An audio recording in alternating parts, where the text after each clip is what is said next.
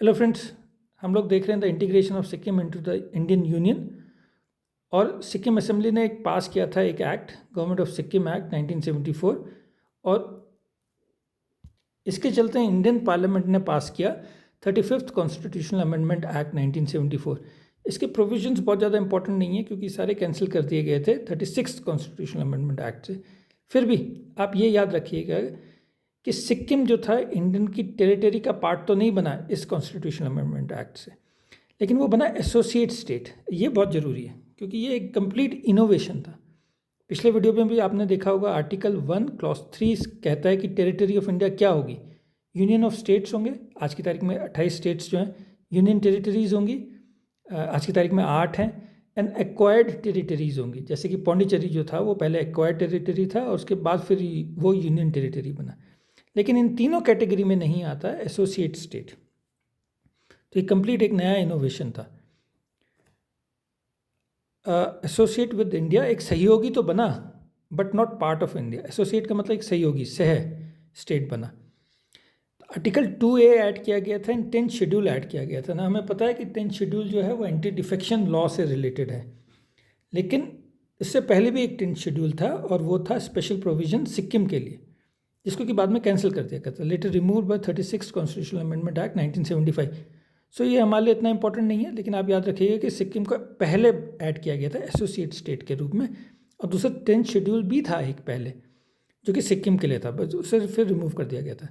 बाकी चीज़ें इतनी इंपॉर्टेंट नहीं है, बस सिर्फ आप ये देख लीजिए कि एक सीट ईच सिक्किम के लिए रिजर्व कर दी गई थी राज्यसभा में और एक लोकसभा में रिजर्व कर दी गई थी। और जो मेंबर्स हैं वो चुने जाएंगे सिक्किम की असेंबली के द्वारा। जो 32 मेंबर असेंबली है वो चुन के भेजेंगी, एक सीट राज्यसभा में और एक सीट लोकसभा में। तो ये था 35th कॉन्स्टिट्यूशनल अमेंडमेंट एक्ट, लेकिन सारे के सारे प्रोविजन कैंसिल कर दिए गए थे 36th कॉन्स्टिट्यूशनल अमेंडमेंट एक्ट से, जो हमारे लिए ज़्यादा इंपॉर्टेंट है। अब इस वजह से चोग्याल को तो नाराज़ होना ही था, रियल पावर उसके हाथ से चली गई थी, इंडिया के साथ और ज़्यादा इंटीग्रेशन हो गया था, तो वो इंटरनेशनल इंटरवेंशन सॉर्ट करता है, बाहर से मदद मांगने की कोशिश करता है। इस बात से ना सिर्फ वहाँ की असेंबली, वहाँ के लीडर्स नाराज़ होंगे जो कि इंडिया के साथ क्लोजर इंटीग्रेशन चाहते थे, लेकिन इंडिया को भी नाराज़ होना लाजमी था क्योंकि उसका डिफेंस इंडिया की रिस्पॉन्सिबिलिटी थी, फॉरेन अफेयर्स इंडिया की रिस्पॉन्सिबिलिटी थी। तो इंडिया की मदद से वहाँ की असेंबली जो है वो पास करती है, Sikkim assembly declared this institution of Chogyal is hereby abolish. तो उन्होंने ख़त्म कर दिया, सिक्किम असेंबली जो ने चोग्याल या किंग की इंस्टीट्यूशन को ही ख़त्म कर दिया। And Sikkim shall henceforth be a constituent unit of India, वो इंडिया का ही पार्ट बन जाएगा, अब कंप्लीट इंटीग्रेशन हो जाएगा, enjoying a democratic and full responsible government. और इसके लिए एक रेफरेंडम किया गया कि इंडिया के साथ इंटीग्रेट करना है कि नहीं करना है, लोगों से पूछा गया, उनके वोट लिए गए और ओवरवेलमिंग सपोर्ट था इंडिया के साथ इंटीग्रेशन करने के लिए। 97.5 लगभग जो थे उन्होंने लोगों ने हाँ भरी थी।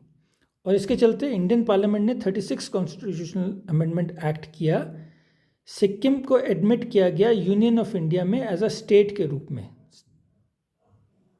22nd स्टेट के रूप में वो ऐड होता है इंडियन यूनियन में।